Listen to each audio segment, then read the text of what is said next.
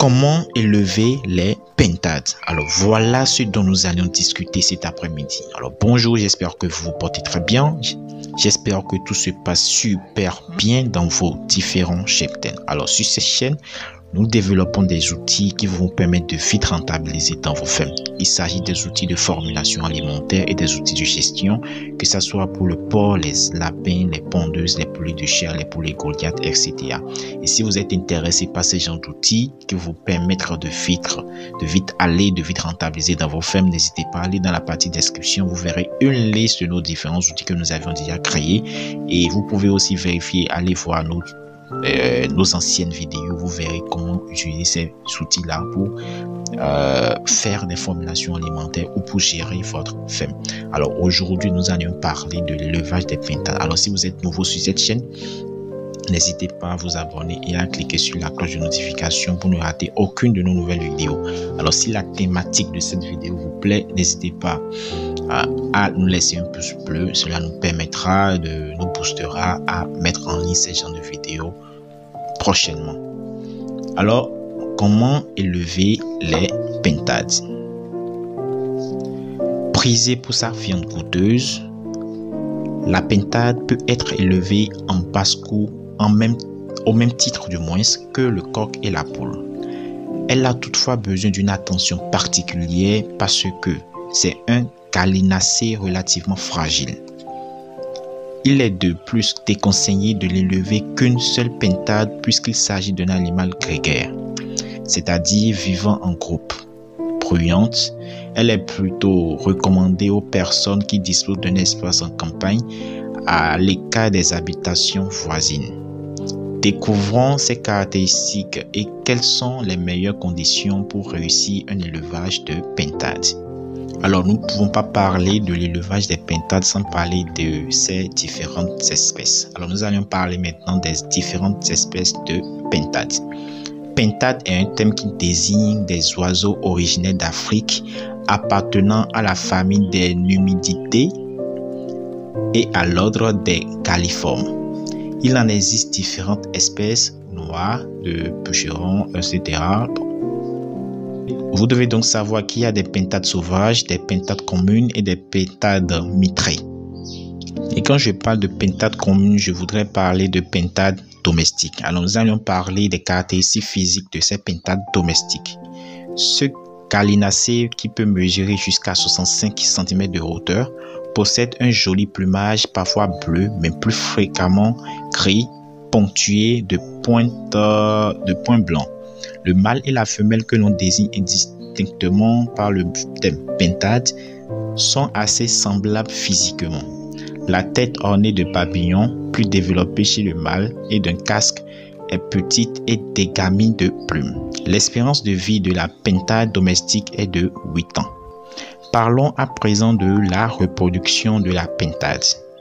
Un élevage parfaitement équilibré se compose idéalement d'un mâle pour 5 femelles. La femelle pond une quinzaine d'œufs tout au long dans un nid profond qu'elle creuse dans le sol.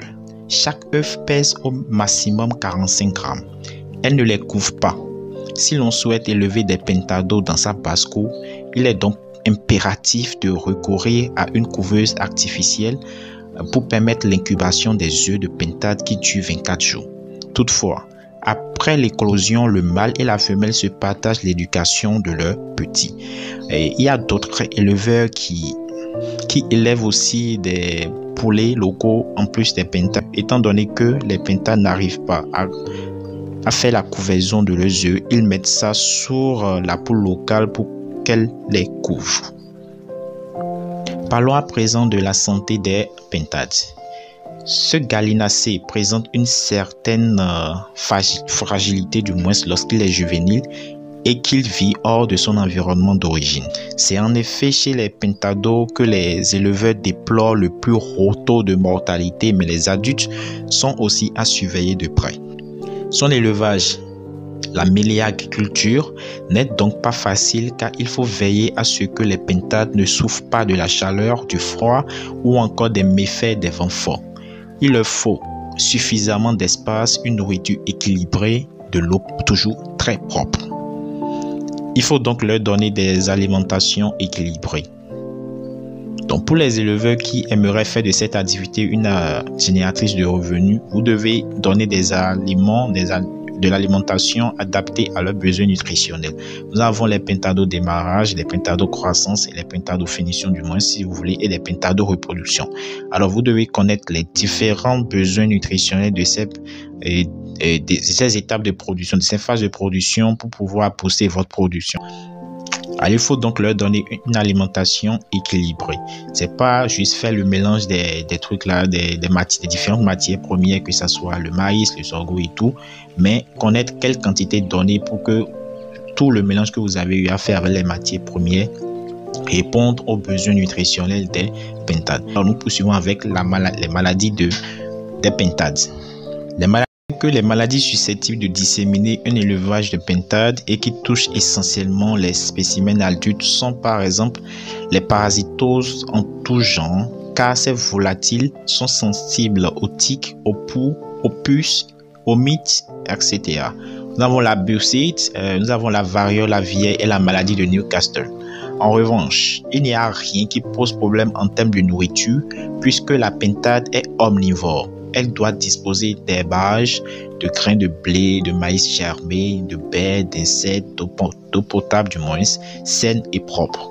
Elle peut aussi se nourrir des souris, de serpents et de grenouilles. En fait, comme on le fait pour les poules et les coqs, on peut les concocter un mélange d'eau, de farine, d'herbe et de son si les pentades ne disposent pas d'un espace extérieur suffisant. Parlons à présent de l'aménagement de l'habitat des pentades. Un simple enclos suffit si l'on achète les pentados des. A contrario, il est nécessaire d'aménager une volière car la pentade est capable de voler sur de petites distances pour échapper à un ennemi. Nerveuse, querelleuse, facilement apeurée, elle crie fréquemment en émettant des sons stridents et le mâle donne encore plus de voix que la femelle. Aussi est-il préférable d'élever les pentades uniquement dans une zone éloignée du voisinage car ces oiseaux de basse-cour sont susceptibles de représenter une nuisance sonore importante. Pour le bien-être de ces volatiles frileux, il faut installer un petit abri simplement constitué de quelques planches et autres. Pentados et pentades adultes pourront ainsi s'abriter des courants d'air, mais aussi des fortes chaleurs. Ils s'y sentiront protégés de leurs ennemis éventuels, que ce soit les prédateurs, comme le renard et autres. Il faut également prévoir une litière en copeaux de bois, car ce matériau limite l'humidité, celle-ci étant préjudiciable à la pentade. Il faut aussi un pêchoir suffisamment haut, car ce gallinacé doit pouvoir chaque soir se percher et à au moins à 1,50 m du sol. Il faut avoir une mangeoire et des abreuvoirs. La pentade est très appréciée pour sa chair tendre et excellente qui présente un sérieux atout sur le plan nutritionnel puisque sa teneur en matière grasse est faible. Si l'on dispose d'un grand terrain en pleine campagne, on peut donc être tenté d'élever des pentades. Alors voilà un peu comment élever les pentades. Concernant l'alimentation, je reviens toujours sur ça. Si vous voulez faire de l'élevage des pentades une activité génératrice de revenus, vous devez absolument donner de l'alimentation qui répond aux besoins nutritionnels des pentades. Les besoins nutritionnels des pentados démarrage sont différents des besoins nutritionnels des pentados croissants, du moins, et c'est différent des besoins nutritionnels des pentades reproduction. Si vous voulez faire des pentades reproduction, vous devez donc savoir qu'ils vont donner des œufs et vu qu'elles pondent du moins une quinzaine d'œufs par une quinzaine d'œufs, vous devez leur donner une alimentation qui est très riche en calcium.